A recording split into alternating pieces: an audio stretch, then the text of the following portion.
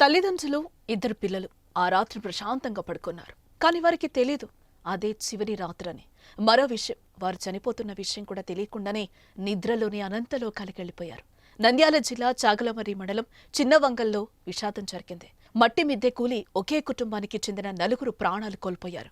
ఈ ఘటనలో భార్యాభర్తలు గురుశేఖర్ రెడ్డి, దస్తగిరమ్మ, వారి ఇద్దరు కుమార్తెలు పవిత్ర, గురులక్ష్మి చనిపోయారు.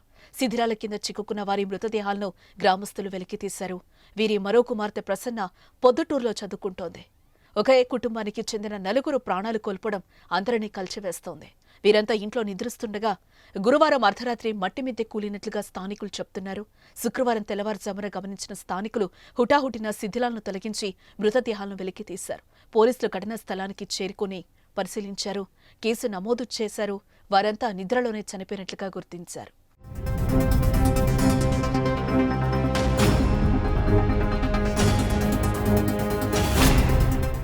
మా అన్న కొడుకు గురుశేఖర్ రెడ్డి అని పిల్లకాయ, వానికి ముగ్గురు కూతుళ్ళు అయితే పెద్ద భార్య భర్త, వాళ్ళు ఇద్దరు, ఫస్ట్ కూతురు లాస్ట్ కూతురు, వీళ్ళు నలుగురు కలిసి మిద్దె కూలిపోయి మీనబడి చనిపోయినారు. వాళ్ళ అమ్మ ఇంట్లో ఉండకుండా బయటికి కొట్టినందుకు ఆ మిద్దె కూలిపోయి కింద పడినారు. ఏమి అన్నా కఠిన చర్యలు వీళ్ళ మీదనే. ఆ ఇంట్లో నీకుండా చేసినందుకు ఈడికొచ్చి ఈడ ఉండేందుకు ఈ మిద్దె కూలిపోయి మీనబడి చనిపోయినారు నలుగురు.